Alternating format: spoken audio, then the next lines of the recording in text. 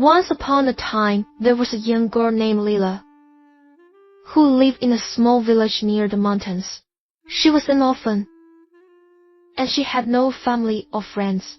She worked as a servant for a cruel and greedy merchant, who treated her badly and paid her little. She had a hard and lonely life, and she had no hope or joy. But Lila had a secret. She had a pair of horns on her head, hidden under her long and messy hair. She did not know where they came from, or why she had them. She only knew that they were beautiful and special, and that they made her feel happy and alive. She loved her horns, and she cherished them. They were the only thing that gave her comfort and peace.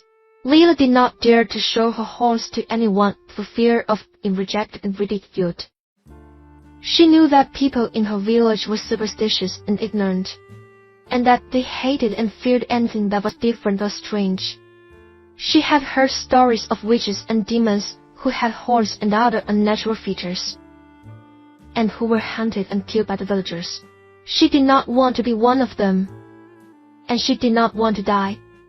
So Lila kept her horns hidden, and she kept her secret safe.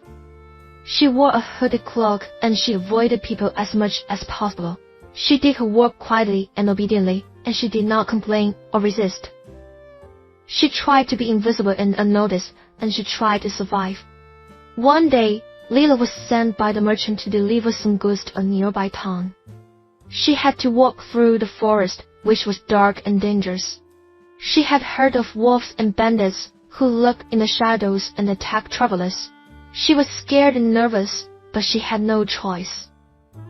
She took the goods and she set off on her journey. As she walked through the forest, she heard a sound. It was a soft and sweet melody, like a flute or a harp. It was coming from a clearing where there was a pond and a waterfall. Lila was curious and enchanted.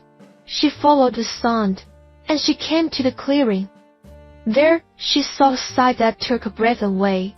She saw a boy who was sitting on a rock and playing a lyre. He was handsome and graceful, with golden hair and blue eyes. He wore a simple and elegant tunic, and he had a wreath of flowers on his head.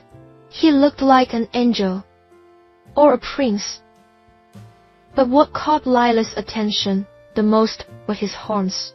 He had a pair of horns on his head, just like her. They were curved and pointed, and they shone like gold. They were beautiful and majestic, and they matched his lyre. They were the source of the melody, and they made him look divine. Lila was stunned and amazed. She had never seen anyone like him, and she had never heard anything like his music. She felt a strange and wonderful feeling in her heart, and she felt a connection with him. She felt like she had found her soulmate, and she felt like she had found her home. She wanted to talk to him, and she wanted to touch him. She wanted to show him her horns, and she wanted to share her secret. She wanted to be with him, and she wanted to be happy. She stepped out of the bushes, and she walked towards him. She smiled, and she said, "Hello, I'm Lila. Who are you?" The boy stopped playing, and he looked at her. He saw her face, and he saw her horns. He was surprised and delighted.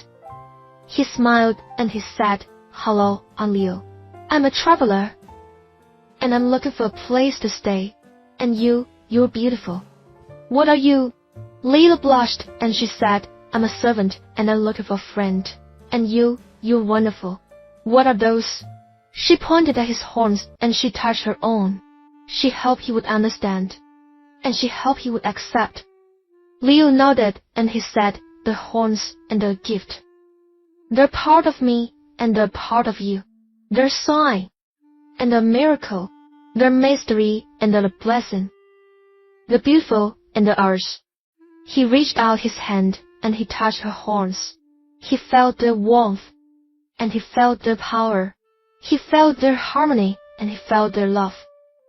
He felt their magic, and he felt their destiny. He pulled her closer, and he kissed her. She kissed him back, and she hugged him. They felt their hearts beat, and they felt their souls merge. They felt their happiness and they felt their freedom. They forgot about the world and they forgot about their troubles. They only cared about each other and they only cared about their horns. They were happy and they were free. They were beautiful and they were horns.